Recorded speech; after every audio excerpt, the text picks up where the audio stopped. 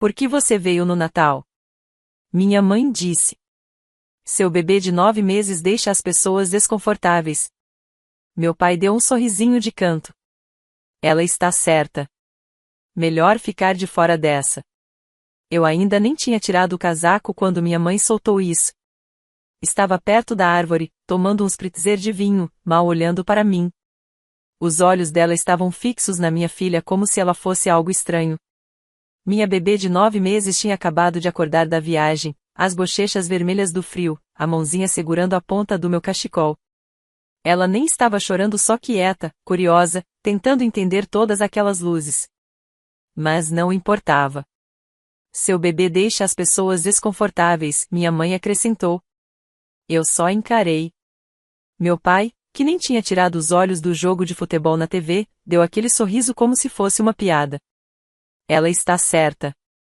Fica fora dessa. Eu estava ali, segurando minha filha com um braço e, com o outro, uma sacola reutilizável enorme cheia de presentes cuidadosamente embrulhados. Minhas costas doíam da longa viagem. Eu ainda me recuperava de uma mastite da semana anterior, e meu casaco de inverno estava úmido da neve derretida. Eu não tinha vindo esperando muito som Natal normal, mas aparentemente até isso era demais. Ninguém se ofereceu para pegar a sacola. Ninguém perguntou como estávamos. Minha irmã Jenny entrou da cozinha, já na segunda mimosa, e me olhou como se eu tivesse trazido algo nojento de fora. Um dos filhos dela estava sentado no chão brincando com um iPad novo, provavelmente comprado por mim, se o padrão do ano passado servisse de referência. Ela também não disse oi. Ajustei a bebê no quadril e disse: se eu não sou bem-vinda, tudo bem. Mas vocês precisam saber que esta é a última vez que eu faço isso. Minha mãe piscou. Jenny bufou. Meu pai deu uma risadinha. Eu olhei diretamente para eles e disse, sem emoção: se vocês não querem a mim nem a minha filha aqui, então eu vou parar de financiar o estilo de vida de vocês. Isso os calou por um segundo. Depois veio a risada, mas não aquela que alivia o clima. Era deboche. Meu pai chegou a bater palmas uma vez. Jane se apoiou na porta da cozinha e comentou algo sobre hormônios pós-parto. Minha mãe murmurou que eu sempre precisava de atenção. Eu não me abalei. Não discuti. Apenas repeti. Vocês não vão receber mais um centavo meu. Sem ajuda com hipoteca. Sem mensalidade escolar. Sem transferências de emergência. Sem compras de supermercado, aulas de balé, aparelhos dentários, parcelas do carro, aluguel, seguro. Vocês viveram às minhas custas como parasitas por anos, enquanto me faziam sentir como se o peso fosse eu. Entrei na sala, coloquei a sacola de presentes embrulhados no chão, ao lado da lareira, peguei minha bolsa de fraldas e me virei. Jane veio atrás de mim até a porta. Você vai mesmo embora? Vai estragar o Natal de todo mundo por causa de um surto de bebê que nem aconteceu ainda? Eu não respondi. Prendi minha filha na cadeirinha enquanto a neve começava a cair de novo, flocos pesados e grossos que já embaçavam o para-brisa quando entrei no carro. As estradas pioravam a cada minuto, mas eu não ia ficar. Preferia escorregar para dentro de uma vala do que passar mais uma hora naquela casa. A viagem de volta foi silenciosa. Minha filha adormeceu rápido, e eu olhava para ela a cada poucos minutos. A chupeta subia e descia com cada respiração, e a luz do painel deixava o rosto dela incrivelmente suave. Eu não chorei. Nenhuma vez. Acho que uma parte de mim já esperava que fosse assim. Quando finalmente entrei na minha garagem, já era quase meia-noite. A neve tinha se acumulado em montes pelo caminho. Levei minha filha para dentro, beijei sua testa e a deitei com cuidado no berço. Depois me sentei na beira da cama, pensando nos presentes que eu tinha deixado naquela casa. Percebi que nem tinha colocado etiquetas com os nomes. Eu tinha decorado cada presente, para quem era, o que tinha pensado quando comprei. Pensei que talvez eles abrissem e sentissem alguma coisa. Mas, lá no fundo, eu sabia que não. Ninguém tinha mencionado o nome dela a noite toda. Nenhuma vez. E, pela primeira vez na vida, eu não queria que mencionassem. Na manhã seguinte ao Natal, acordei em silêncio. Nenhuma mensagem da minha mãe. Nenhuma chamada perdida da Jenny. Nada do meu pai. Nem um emoji preguiçoso ou uma foto dos gêmeos segurando os presentes. Você pensaria que eu não tinha passado 3 dias escolhendo aqueles presentes com cuidado, nem dirigido 2 horas através de uma tempestade de neve só para ouvir que eu não era bem-vinda. Sentei na cozinha com café morno, observando minha filha espalhar banana amassada pela bandeja da cadeirinha, e percebi que tinha feito algo irreversível. Não só por ter saído, mas por falar a verdade em voz alta sobre o dinheiro, sobre como eles se aproveitaram de mim por anos, sobre o quanto eu estava exausta de fingir que não me incomodava e eu dizia cada palavra com sinceridade. Mas, mesmo assim, o silêncio doeu. Não me surpreendi por eles não terem procurado contato. O que me surpreendeu foi como eles seguiram em frente tão rápido. Ao anoitecer, desisti de olhar o celular e o desliguei. Aquela noite, dei purê de cenoura para minha filha, dei banho nela e a observei adormecer com os dedinhos enrolados nos meus. Ela parecia tão tranquila no berço, tão inocente. Sussurrei. Você nunca vai crescer achando que esse tipo de amor é normal. Eu prometo. Na manhã seguinte, ouvi uma batida. Não era uma batida única. Não era amigável. Era alta, repetida e insistente. Olhei pelo monitor do bebê. Ela ainda dormia. Fui descalça até a porta, entreabri e quase bati de novo. Minha família inteira estava na minha varanda. Minha mãe, segurando um pote de tupperware como oferta de paz. Meu pai com os olhos semicerrados, parecendo não se importar. Jane atrás, braços cruzados, flanqueada pelos gêmeos que jogavam bolas de neve um no outro. O marido dela estava sentado na van, motor ligado, como se não planejasse ficar muito. Não disse nada, só abri a porta o suficiente para que entrassem. Eles entraram como se nada fosse. Minha mãe fez pose ao tirar as botas no tapete e foi direto para a cozinha, colocando o pote no meu balcão sem pedir. Meu pai se jogou no sofá. Jane nem olhou para mim, já estava no celular. Levaram uns 5 minutos para se acomodarem. Então vieram as vozes suaves, os tons de desculpa. Minha mãe dizendo: nós estávamos errados, enquanto limpava meu balcão como se estivesse ajudando. Meu pai murmurando: não quis dizer assim, enquanto rolava o celular. Jane me dizendo: não foi nada pessoal. Você só estava emocional. Eles continuaram me chamando assim. Emocional, como se esse fosse o problema. Não os anos de exploração, não a forma como me fizeram sentir que lhes devia algo por existir. Só eu e minhas emoções. Depois, chegaram a parte que ensaiaram, queriam consertar as coisas, recomeçar. Sentiam falta da neta. Queriam fazer parte da vida dela. Queriam passar o ano novo juntos. Minha mãe sorriu e disse que já tinha comprado novas decorações. Jane falou que o marido poderia nos buscar. Meu pai se ofereceu para limpar a neve da minha garagem. Pela primeira vez, tudo parecia fumaça. Eles nunca disseram as palavras, mas eu sentia em tudo. Dançavam ao redor do assunto. A parcela da hipoteca estava para vencer. O filho da Jane precisava de ajuda com a mensalidade da escola de novo. O carro da minha mãe fazia um barulho estranho. O preço da gasolina tinha subido. Compras também. Eu fiquei ali sentada, segurando minha filha, só ouvindo, assentindo nos momentos certos, fingindo considerar tudo. Naquela noite, depois de terem comido a minha comida, usado o meu banheiro e agido como se nada tivesse acontecido, eles foram dormir. Meu pai no sofá, Jane no quarto de hóspedes, minha mãe na cadeira de balanço com uma manta, ainda segurando a xícara de chá como se fosse a vítima. Por volta da meia-noite, encontrei a bolsa da minha mãe no banheiro. Ela tinha deixado em cima da pia. A tela do celular estava acesa por causa de uma mensagem recente. Eu não toquei. Não precisava. A prévia estava ali. Era da Jane, eu disse que ela ia ceder. Ela sempre cede. Minhas mãos ficaram dormentes. Fui até a sala e olhei para todos eles. Roncando, encolhidos, confortáveis numa casa que eles nem se davam ao trabalho de respeitar. E, pela primeira vez na minha vida, senti algo mais frio do que a neve lá fora. Eles não vieram pedir desculpas. Vieram porque estavam perdendo o caixa eletrônico deles. e achavam que eu nunca ia perceber. Na manhã seguinte, era como se nunca tivessem estado ali. Minha cozinha ainda tinha um leve cheiro das sobras que trouxeram, mas só isso. Nenhum bilhete, nenhum obrigado. Apenas a cama de hóspedes vazia, um rolo de papel higiênico pela metade no banheiro e uma taça de vinho na pia com um batom que eu não reconhecia. Eles foram embora logo depois do café da manhã.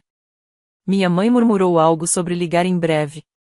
Jenny deu um sorriso forçado e depois me lembrou que a mensalidade da escola do filho dela vencia de novo na semana seguinte, como se eu tivesse esquecido. Meu pai nem levantou os olhos do celular ao entrar no SUV deles.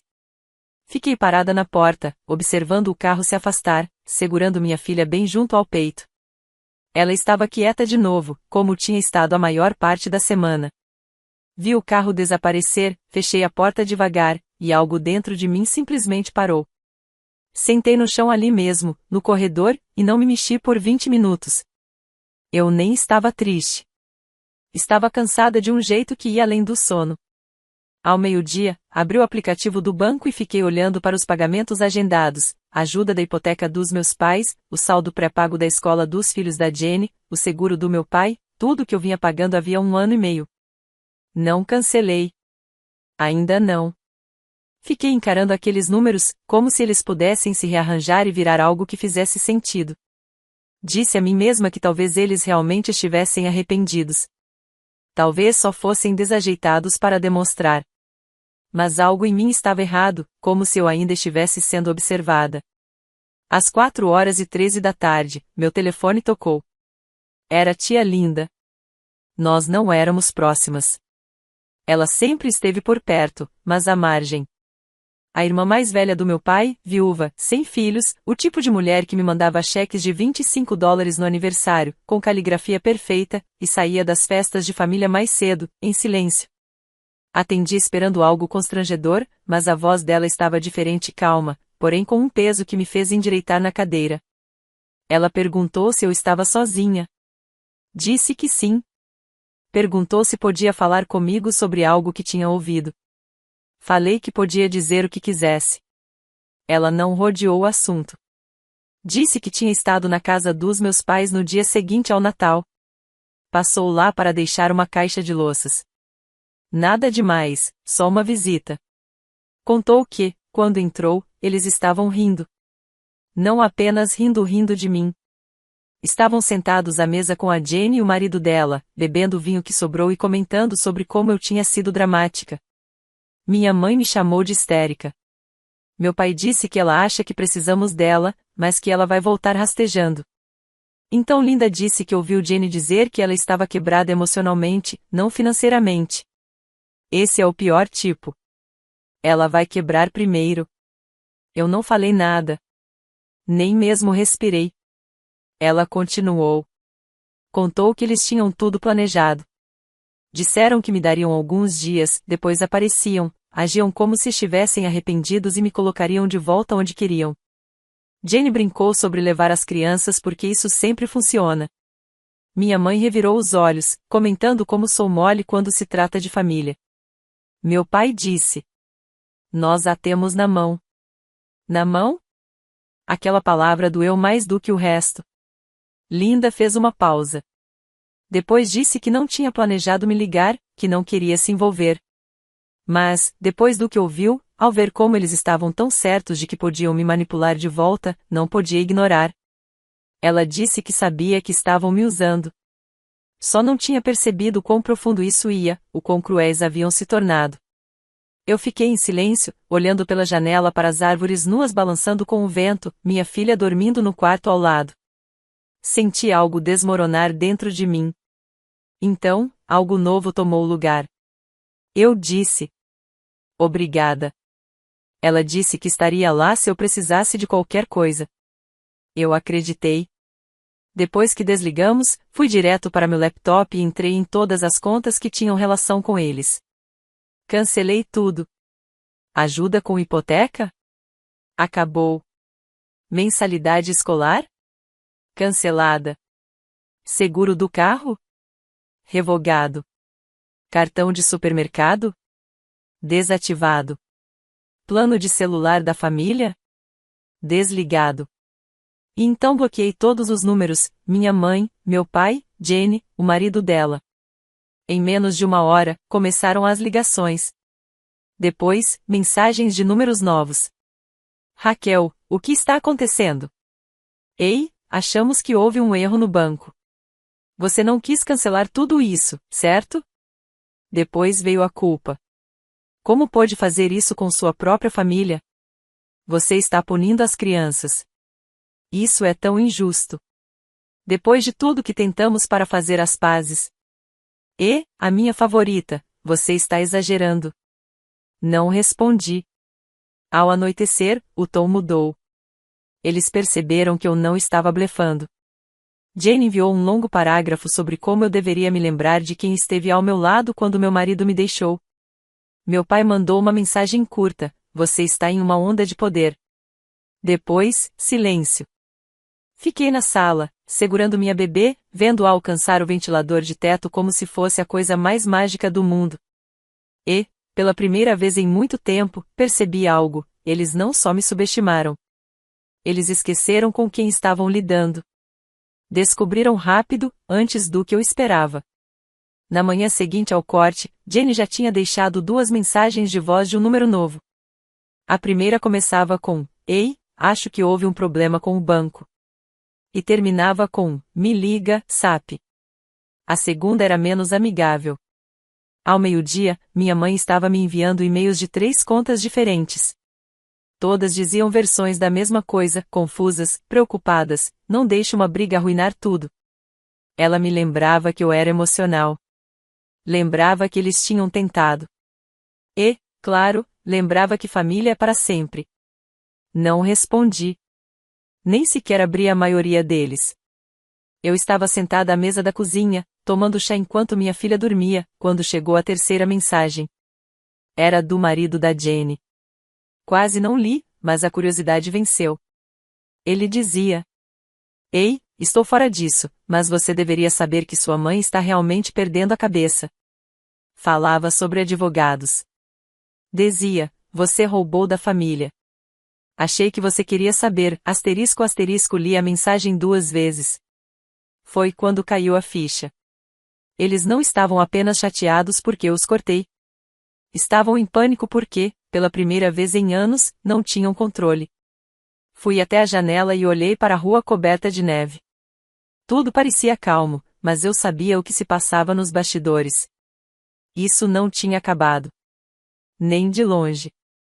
Naquela tarde, comecei a receber mensagens de números desconhecidos: espero que você esteja bem. Precisamos conversar. Sua mãe não está bem. Você está machucando todos com essa atitude. Desliguei o telefone. Em vez de entrar em espiral, fiz outra coisa. Entrei em todas as contas financeiras que eles haviam usado com vínculo ao meu nome: bolsa, operadora de celular, contas de utilidade, pagamentos escolares, assinaturas médicas, cartões de supermercado. Todo fio que eles podiam puxar, eu cortei. Até removi meu nome dos formulários de contato de emergência na escola dos gêmeos da Jenny. Eu não era mais a saída deles. Depois, abri uma planilha. Não tinha intenção de fazer nada com ela, mas precisava ver com meus próprios olhos. 2 anos de transações, cartões de presente de feriados, complementos de hipoteca, cheques de aluguel de última hora, consertos inesperados de carro, contas de terapia da Jenny, remédios do meu pai, 3 serviços de streaming da minha mãe. Tudo somava mais do que eu tinha ganhado no ano em que me formei na faculdade.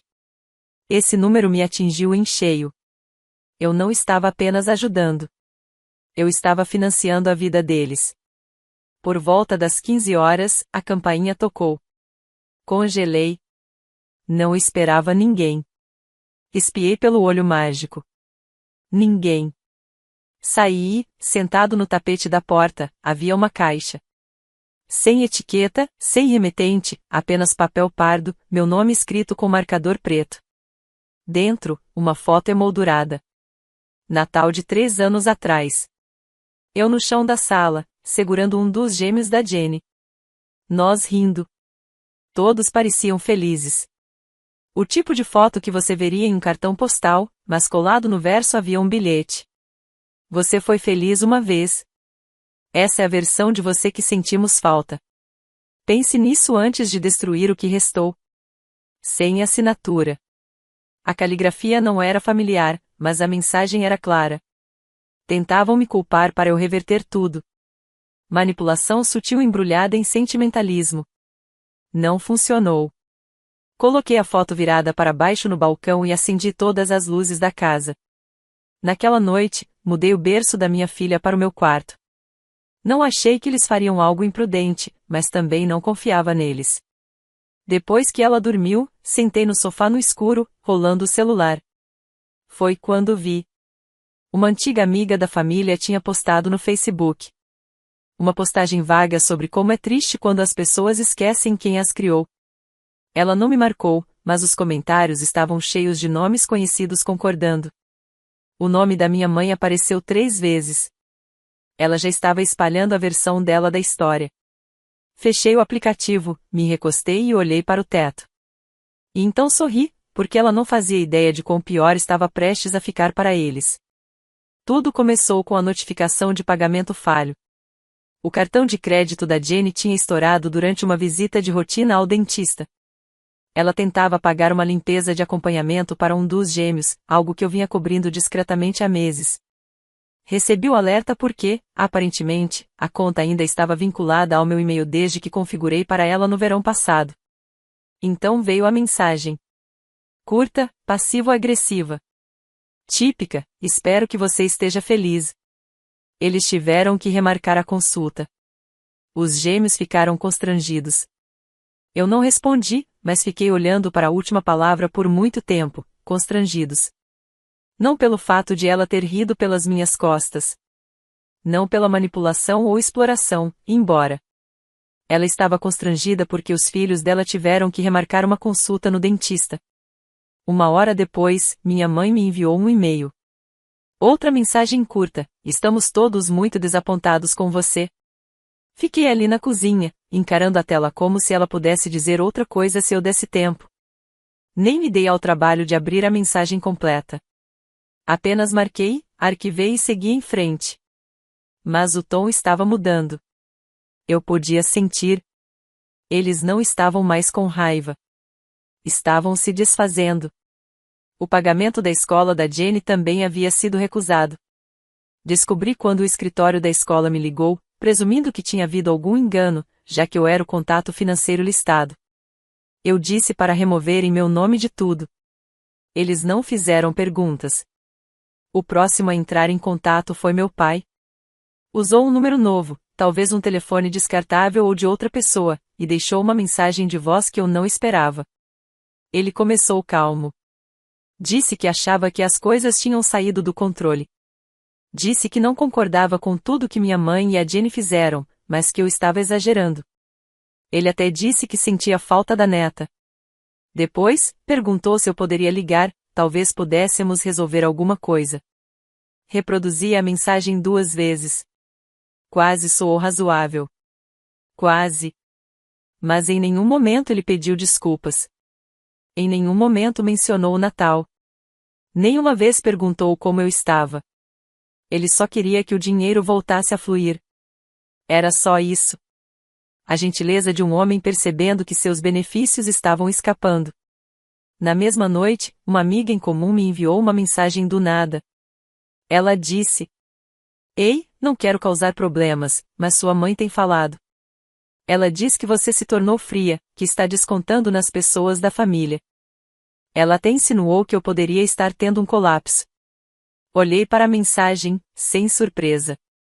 Era exatamente o que eu esperava, mas ainda assim doeu. Não porque fosse verdade, mas porque eu sabia que minha mãe acreditava que poderia ser. Era assim que pouco ela pensava de mim. Respondi. Obrigada por me avisar. Ela enviou mais uma mensagem alguns minutos depois. A tia Linda postou algo. Você precisa ver. Eu não falava com a Linda desde a ligação. Nem precisava. Mas quando abri o Facebook e vi a postagem que ela tinha escrito, parei de respirar por um segundo. Não era longa, apenas um parágrafo. Ela escreveu sobre como é assistir alguém dar e dar até não sobrar nada. Sobre como as famílias frequentemente confundem generosidade com obrigação, sobre como o silêncio se torna cumplicidade e como, às vezes, a coisa mais forte que uma pessoa pode fazer é se afastar. Ela não citou nomes, mas não precisava. Todos da nossa família extensa saberiam exatamente de quem ela falava. Em menos de uma hora, os comentários começaram. Dezenas, depois centenas, pessoas agradecendo, algumas compartilhando suas próprias histórias, e outras eram pessoas que antes comentavam nas postagens da minha mãe aqueles comentários passivo-agressivos, alfinetadas sutis, simpatia falsa. Agora, estavam em silêncio ou, pior para minha mãe, curtindo a postagem da Linda. Naquela noite, recebi a última mensagem da minha mãe. Veio do quarto endereço de e-mail dela. Li. Isso não precisa ir mais longe. Vamos não expor assuntos da família. Você não é essa pessoa, Raquel. Você é melhor do que isso. Fiquei na sala, segurando minha filha, olhando para aquelas palavras e percebendo algo que ainda não tinha aceitado por completo até então. Eles não estavam apenas vivendo do meu dinheiro. Eles tinham construído uma imagem inteira de mim, um personagem que dava sem fim, perdoava sem fim, estava sempre disponível. Eles não me amavam. Amavam o papel que eu desempenhava. E agora, o papel havia acabado. Então, finalmente respondi. Escrevi. Vocês me usaram e depois riram disso. Acabou. Cliquei em enviar, bloqueei o endereço, fechei o laptop, e era isso. Nenhuma desculpa chegou. Apenas silêncio. E, em algum lugar, eu sabia que eles estavam desesperados, porque sem mim, a base desmoronou. As contas se acumularam. As mentiras perderam poder. As histórias que contavam sobre mim já não correspondiam à versão de mim que eles não podiam mais alcançar. O silêncio durou 3 dias. Nenhuma ligação, nenhuma mensagem, nem mesmo outro número descartável. Eu não tinha percebido quão profunda era a necessidade deles de controle até que tudo ficasse quieto. Para eles, silêncio não era recuo, era estratégia. Queriam que eu sentisse, que pensasse que talvez eu tivesse ido longe demais, que talvez eu fosse a responsável por destruir a família. Mas desta vez, não funcionou. Eu já havia passado do ponto da culpa, do medo de ser demais ou de não ser suficiente. Eu tinha visto a realidade, eles queriam uma versão de mim que pudessem controlar. Não a real. Não a mãe que sobreviveu a cada noite solitária da maternidade enquanto eles ignoravam minhas ligações. Não a mulher que os manteve unidos por anos enquanto eles a corroíam aos poucos. Eles não sentiam falta de mim. Sentiam falta do acesso. No 4º dia, ouvi uma batida. Estava nevando de novo. Abri a porta lentamente, esperando talvez uma entrega ou algum envelope pelo vão. E então vi a tia Linda. E não apenas ela. O marido estava junto, segurando uma travessa debaixo do casaco. Atrás dele, os 2 filhos adultos deles, meus primos, carregando sacolas de supermercado, presentes e uma caixa embrulhada com o nome da minha filha em letras grandes e coloridas. Não disse nada por alguns segundos. Apenas olhei. Linda sorriu e disse: Achamos que você provavelmente não tinha tido uma pausa há um tempo. Ela estava certa. Deixei-os entrar. Ninguém fez perguntas. Ninguém mencionou minha mãe ou a Jenny. Ninguém deu desculpas. Apenas encheram a casa de calor e minha filha se iluminou imediatamente. Meu primo sentou no chão e brincou de cucu com ela por quase 1 hora, enquanto Linda fazia chá e me perguntou se eu tinha roupa para lavar que ela pudesse ajudar. Jantamos juntos. Nada sofisticado, apenas algo quente e satisfatório. Depois, sentaram comigo na sala enquanto a bebê dormia. Perguntei a Linda por que ela realmente tinha vindo. Ela deu de ombros. Porque família não deveria ser condicional e porque eu estava errada por ter ficado em silêncio todos esses anos. Então ela me contou algo que eu não esperava. Disse que minha mãe tinha ligado para ela no dia anterior, gritando, acusando. Falou que Linda estava banida da casa, da família, de tudo. Que estava me envenenando, destruindo a única estrutura que nos mantinha unidos. Mas Linda apenas disse a verdade, a única coisa que sempre manteve a família unida fui eu, e eu finalmente me afastei. Naquela noite, depois que eles foram embora, sentei no quarto da bebê por um tempo. Minha filha dormia no berço, uma mãozinha enrolada na borda do cobertor. Olhei seu rostinho minúsculo e me perguntei se, talvez, só talvez, aquela parte chorona e sensível dela que todos julgavam tão severamente não fosse sobre ser difícil. Talvez ela apenas soubesse. Talvez sentisse. Que o amor não era real quando vinha com condições. Talvez fosse por isso que ela chorava naquela casa. Mas naquela noite, ela não chorou nenhuma vez. Antes de dormir, abri a caixa que eles deixaram para ela. Dentro havia brinquedos feitos à mão, uma foto nossa emoldurada de anos atrás e um cartão. Não era longo. Apenas 6 palavras na cursiva familiar da Linda. Você não está sozinha. Não mais. Fechei a caixa e coloquei na prateleira acima do berço. E, pela primeira vez desde o Natal, dormi a noite inteira. Sem culpa, sem questionamentos, sem checar o telefone para ver quem precisava de algo de mim. Apenas paz. Aquela paz que vem quando você finalmente para de pedir para as pessoas te amarem do jeito que você precisa e começa a se amar o suficiente para se afastar quando elas não podem.